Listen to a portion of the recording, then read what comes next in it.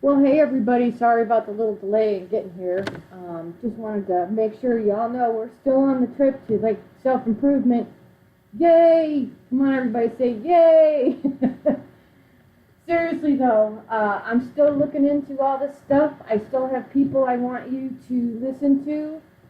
And I think that if you do this every day, like I'm trying to, if you listen to somebody every day that motivates you, like I'm trying to do, it's all about changing the mindset. It's all about getting people to change their mindset. We can all get it done. We can all do what we need to do. We can be the best that we can possibly be. And it's all about getting there.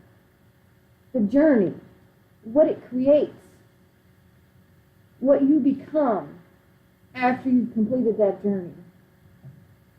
So I've got somebody that I'm going to let you guys listen to. First of all, though, I want you to know this guy has passed. So his name is John Ron, and he wants you to learn to master some skills. Here's the big challenge of life. You can have more than you've got because you can become more than you are. That's the challenge. And of course, the other side of the coin reads, unless you change how you are, you'll always have what you got. I have found in my experience that income does not far exceed personal development.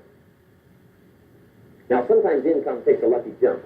But sure enough, unless you grow out where it is, it'll usually come back where you are. Life has strange ways. If somebody hands you $1 million, best you become a millionaire quickly. So you get to keep the money. Otherwise, sure enough, it'll disappear. Somebody once said, if you took all the money in the world, divided it up equally among everybody, it would soon all be back in the same pocket. Incredible. Success is something you attract, not something you pursue. Success is looking for a good place to stay. So instead of going after it, you work on yourself. Personal development. See, the major question to ask on the job is not what are you getting. The major question to ask on the job is what are you becoming?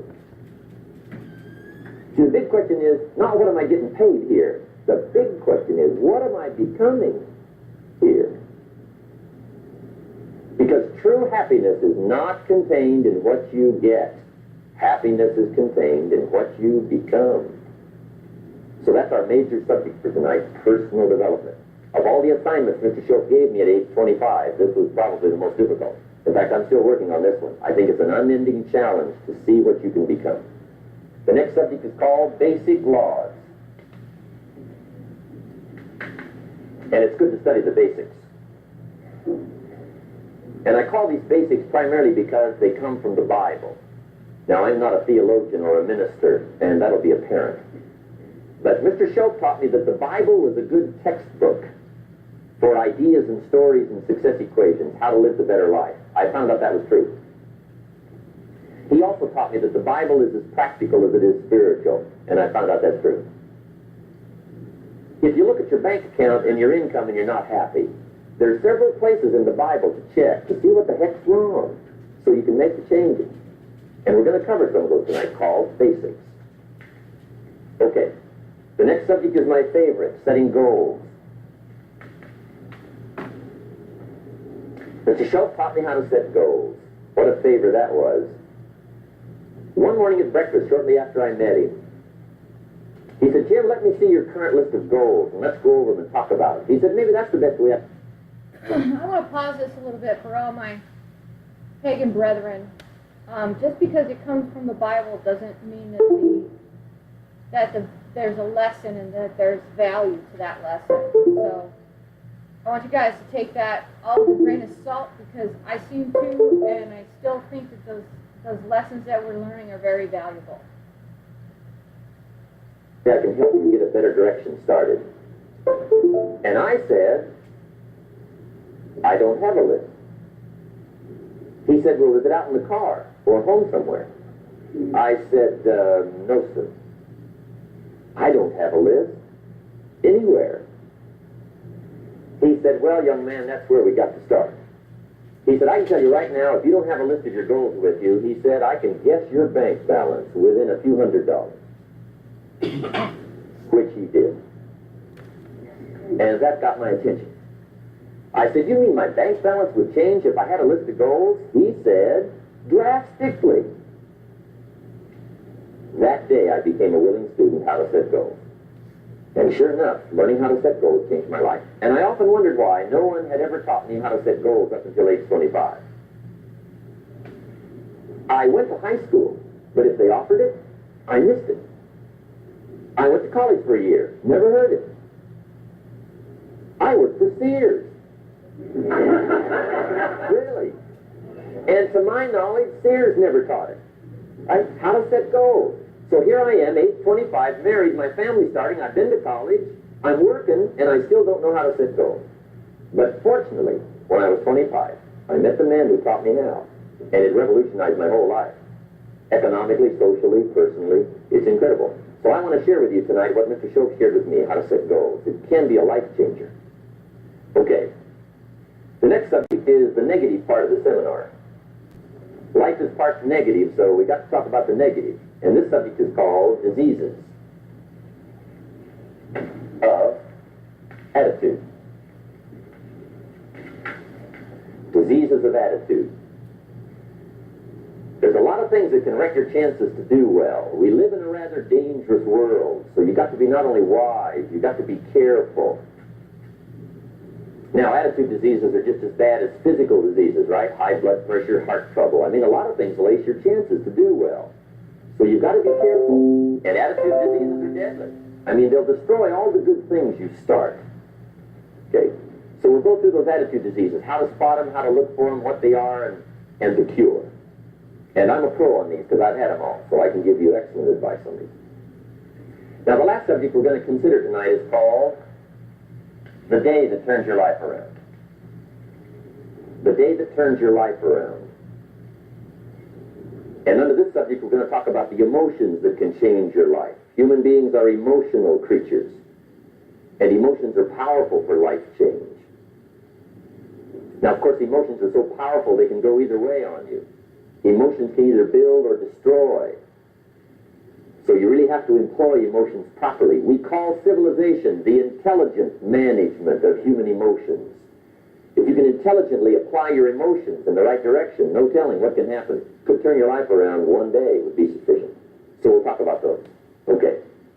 Now that's a lot to cover in one evening. But we'll keep at it here and see if we can't get it all done. I'd like to have you now jot down the theme of the seminar. Every seminar should have a theme, I guess. We've got one. It's on some of our literature if you happen to notice it. But if you didn't, for your notes, here it is. The theme of the seminar goes like this. The major key to your better future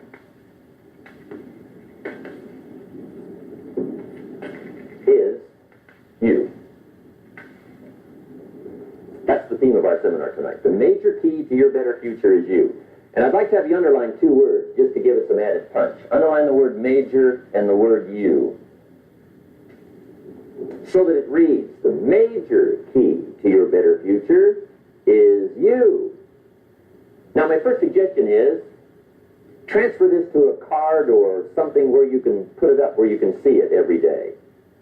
Preferably put it up where you can see it at the beginning of the day. Before you go off to put the day together, this is a good phrase just to glance at, to keep in mind as you're putting the day together.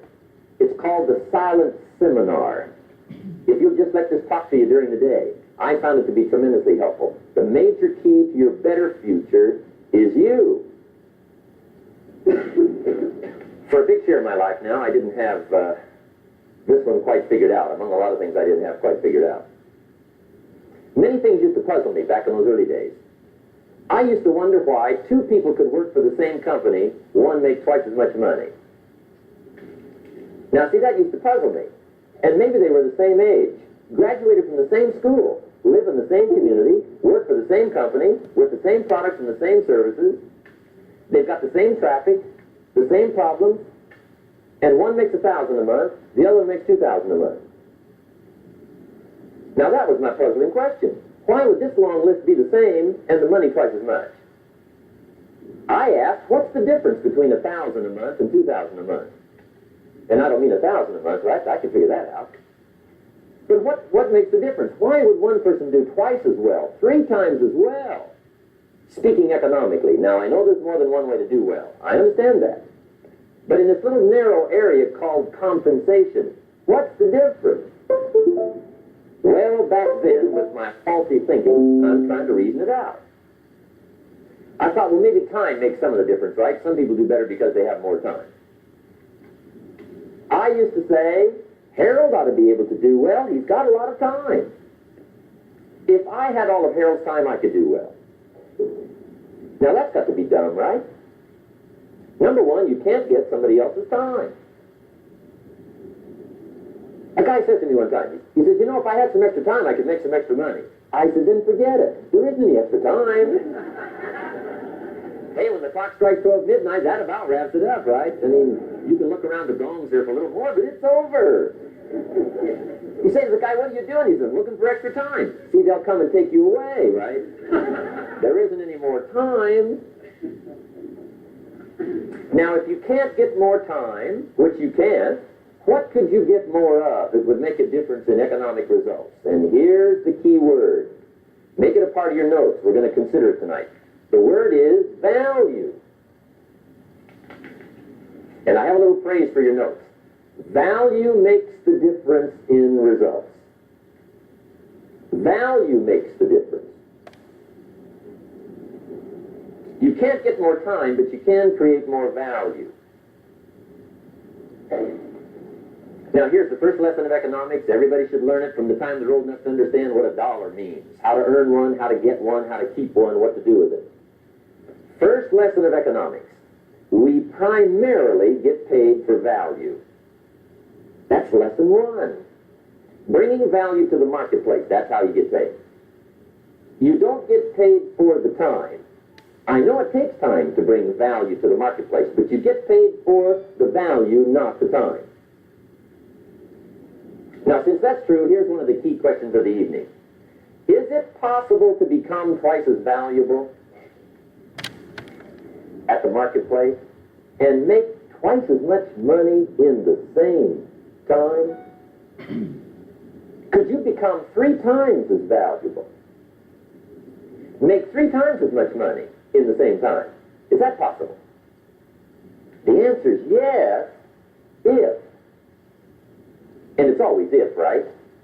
Life is known as the big if. Harry Truman once said, life is iffy. How true.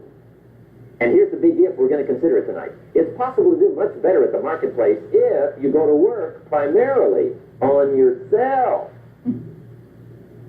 And that's the theme of our seminar tonight. Learning to work primarily on yourself. People have asked me for the last 24 years, how do you develop an above-average income? And the answer is, become an above-average person. Develop an above-average handshake. Some people want to be successful, they don't even work on their handshake. As easy as that would be to start on. They let it slide, they don't understand. Develop an above-average smile. Develop an above-average excitement. Develop an above-average interest in other people. Develop an above-average intensity to win. See, that'll change everything. Probably one of the most frustrating experiences in life is looking for an above-average job with above-average pay without becoming an above-average person. It's called frustration.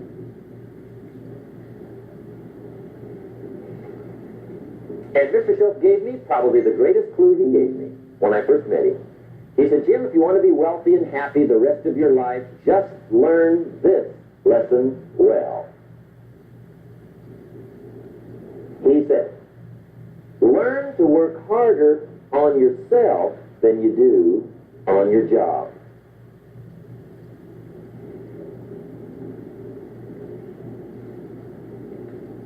Then Mr. Schultz gave me probably one of the most important clues among so many